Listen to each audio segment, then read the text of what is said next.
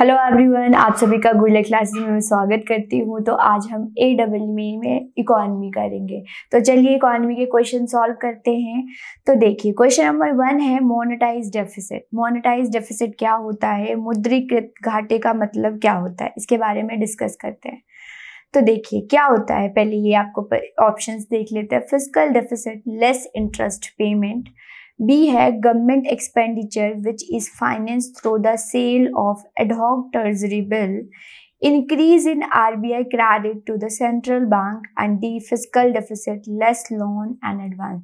क्या होता है, तो इसका जो स्टूडेंट आंसर है, आपका आंसर है ये increase RBI credit to the central government.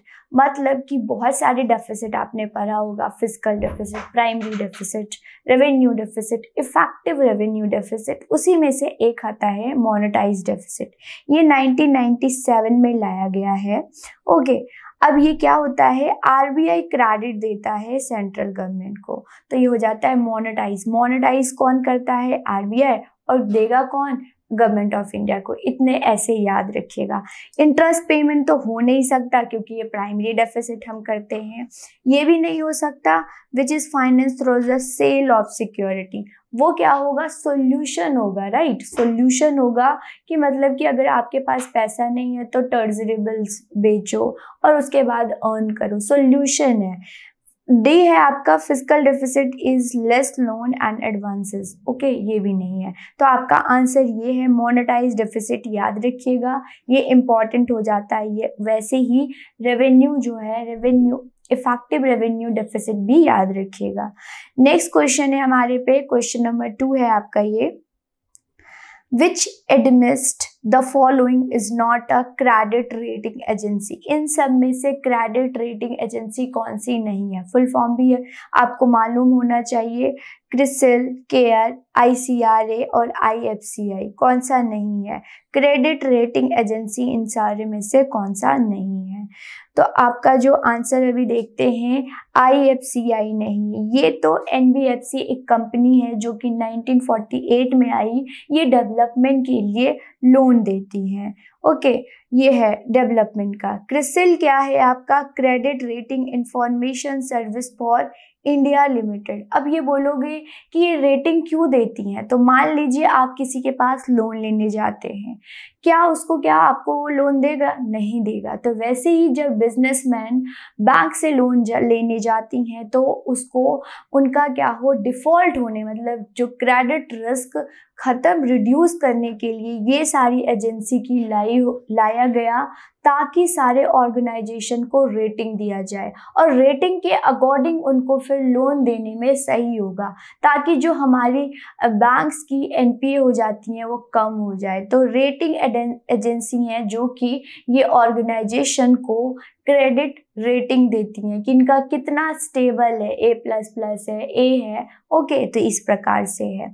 तो केयर का है आपका credit analysis and research, ICRA investment information and credit rating agency. Okay, ये जो क्रिसिल आया है वो 1988 में आया है, जो केयर आया है वो 1993 में है, ICRA जो आया है 1991 में आया है। ये है आपका industrial finance corporation of India. तो ये इंडस्ट्रीज को फाइनेंस देती हैं फॉर द डेवलपमेंट पर्पस। तो ये हो जाता है, ये आया है 1948 में, तो ये याद रखिएगा। नेक्स्ट क्वेश्चन हम चलते हैं, question number 3, which among the following imposes a greater burden relative to resources on the poor on the rich. तो ये आपके क्या है, टैक्स है। प्रोग्रेसिव टैक्स क्या होता है, रिग्रेसिव टैक्स होगा, लमसम टैक्स होगा या प्रोपोर्शनल टैक्स, सारे टैक्स के बारे में मालूम होना चाहिए। तो देखिए, अमीरों की तुलना में गरीबों पे ज़्यादा बोझ लगता है, ज़्यादा वो कर का बर्डन होता है, कौन सा है। तो देखिए इस पे पहले आप हम जान लेते हैं ये सारे टैक्स क्या होता है। प्रोग्रेसिव टैक्स स्टूडेंट वो टैक्स होता है जब टैक्स आपका इनकम इंक्रीज होती है, आपका जैसे ही इनकम इंक्रीज होगा आपका टैक्स रेट याद रखिएगा, रेट वेरी इंपॉर्टेंट है। आपका टैक्स रेट इंक्रीज होता है, जैसे कि हमारा होता है स्लैब्स इंक्रीज, इनकम इंक्रीज, तो आपके स्लैब्स के जो परसेंटेज ऑफ टैक्स रेट होता है इंक्रीज होता है, उसी प्रकार से रिग्रेसिव टैक्स क्या होता है, जैसे जैसे इनकम इंक्रीज होती है वैसे वैसे टैक्स रेट रिड्यूस हो जाता है, राइट, रिड्यूस हो जाता है, ये याद रखिएगा। अब टैक्स रेट रिड्यूस हो गया है तो क्या होगा, मतलब कि हम बोल सकते हैं रिच लोग कम पे कर रहे हैं और पुअर लोग जो है ज़्यादा पे कर रहे हैं। तो ये आंसर आपको अब समझ आ गया होगा, राइट। लमसम टैक्स वो टैक्स होता है जो फिक्स अमाउंट ऑफ टैक्स लगता है, चेंज नहीं होता, ज़्यादातर जो मोनोपोली मार्केट होती हैं वो लगाती हैं। प्रोपोर्शनल टैक्स होता है, फिक्स परसेंटेज लगता है कि 20%, मतलब जो 7 से 8 के लाख तक इनकम होंगे वो हम क्या देंगे 20%। तो क्या होता है, ये सब जो भी इस इनकम के दौरान फॉल करते हैं उनको 20% ऑफ टैक्स देना पड़ेगा। तो ये हो जाता है, याद रखिएगा। अगर हम इंडिया की बात करें, हमारे इंडिया में कौन सा इन सारी में से प्रोग्रेसिव टैक्स जो है वो है, राइट, क्योंकि जैसे जैसे आपका टैक्स इनकम इंक्रीज होते हैं आपके टैक्स रेट भी इंक्रीज होते हैं।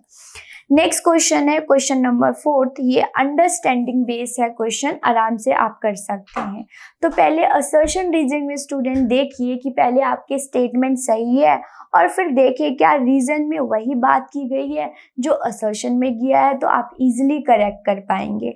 तो देखिए, इंडियाज पब्लिक सेक्टर होता है government, help in development of sound industrial base. Yes, आपको सेकेंड 5 ईयर प्लान के बारे में पता हो तो उससे आप रिलेट कर सकते हो कि गवर्नमेंट जो होती हैं वो बेस बनाती हैं किसी, विदाउट गवर्नमेंट के जो है प्राइवेट सेक्टर इन्वेस्ट नहीं कर सकती, क्योंकि उसमें प्रॉफिट रिस्क होने के मतलब डिफॉल्ट होने के चांसेस होते हैं। इसी प्रकार से यस, हमें लग रहा है सही है। रीजन है public sector under the state control, the role of state formulating appropriate policies and provide financial and other support as help the public sector। मतलब जो पब्लिक सेक्टर होती हैं वो स्टेट कंट्रोल होती है, ऑब्वियस है। जो PSUs होती हैं, जो PSUs होते हैं वो गवर्नमेंट के कंट्रोल होती हैं, ओके, ये भी ठीक है। ये क्या स्टेट जो होती हैं पॉलिसीज एंड प्रोग्राम बनाती हैं और सपोर्ट करती हैं PSU को, यस जरूर करती हैं।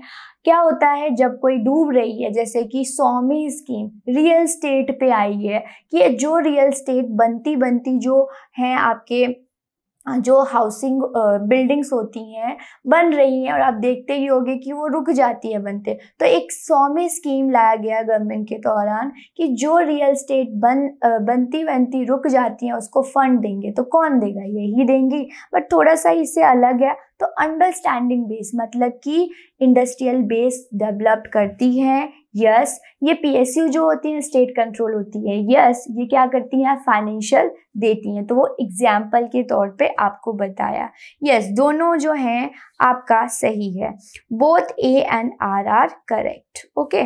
नेक्स्ट है आपका क्वेश्चन नंबर 5 है, which among the following phrases general denote the national income. राष्ट्रीय आय इन सारे फॉर्मूला से कौन से नेशनल इनकम की है, आप आराम से सॉल्व कर पाएंगे।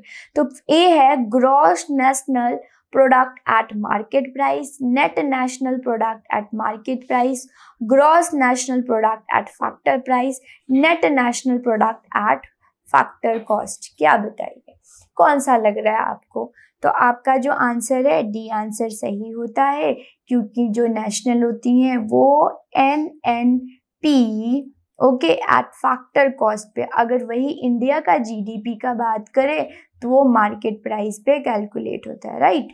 होप आपको सही। इसी प्रकार से पढ़ने के लिए गोयला क्लासेस की तरफ से लॉन्च किया गया है AEE के कोर्स। देखिए, जो टेस्ट सीरीज होगा वो 999 का पड़ेगा आपको, राइट। उसके बाद अगर आप लेक्चर लेते हैं इसमें आपका टेस्ट सीरीज नहीं होगा, वो 9999 का पड़ेगा आपको, ओके। इसलिए इसमें जो है ऑफर हुआ है आप लोगों के लिए। मान लीजिए आप 50% लॉगिन करते हैं। लॉगिन कैसे करेंगे? आप गोरिल्ला क्लासेस प्ले स्टोर में जाइए, गोरिल्ला क्लासेस को डाउनलोड करिए। आपको डाउनलोड करिए, इस प्रकार से इंटरफेस आएगा। उसके बाद जो भी 50 स्टूडेंट होंगे उनको 50% का डिस्काउंट दिया जाएगा, बिल्कुल 50% का डिस्काउंट दिया जाएगा। ये है राइट। तो ये जो है हमारे कुछ रिजल्ट्स हैं जो कि आप देख कर रहे हैं। उन्हीं में से एक है महक सोमी, वो SDM बने और IPS बने राइट। कोई भी इंफॉर्मेशन चाहिए आपको रिगार्डिंग कोर्सेज या भी कोई भी, तो आप हमारे टेलीग्राम चैनल को ज्वाइन कर सकते हैं। वहाँ पे AEE के रिगार्डिंग सारी इंफॉर्मेशन दी जाती है, तो ज़रूर इसको ज्वाइन करेंगे। जो कोई भी डाउट होता है तो इस नंबर पे आप कॉल कर सकते हैं राइट। आज के लिए इतना ही, फिर नए क्वेश्चन के साथ हम मिलेंगे, नए कंसेप्ट के साथ। Thank you, all the best.